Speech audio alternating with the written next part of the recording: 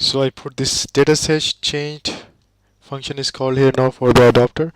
The array list now contains this value event value, and now I think everything should work fine. I should have a list that will update itself with the new sensor value automatically, pressure sensor value automatically. And let's see how it works. So our first test, we can have errors. If we have, we will fix them. If not, we'll be happy. So our emulator will be coming up now soon, and it will load the app after installing the APK. Let's see how it goes. Yes, so it is showing the values, which is 70.3 always. So if we change the value, let us keep it here. You see the scroll bar is going down after every 3 seconds. This is the 70.3 pressure value. Now it is changed to 390. Now it's giving 390 value. See it? Value of pressure sensors, and then this list shows 390 value. Now we change the sensor value again to 486.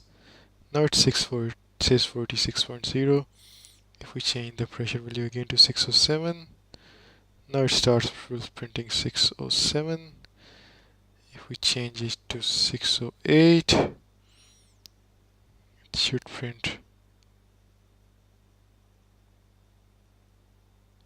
608.6. Yeah, it's printing 608.6.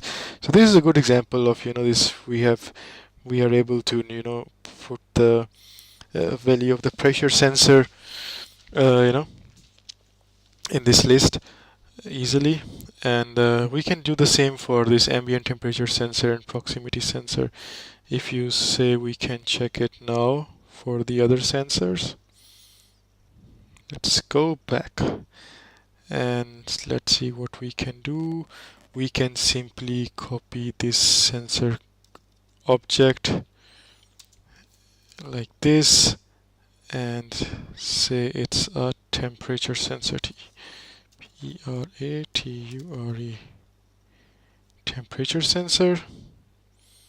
And now in the case, then we call it here as well M temperature sensor, which is equal to, from the sensor manager, get default sensor, and sensor type should be type temperature. There are two temperatures, one is the normal room temperature, the other is the ambient temperature.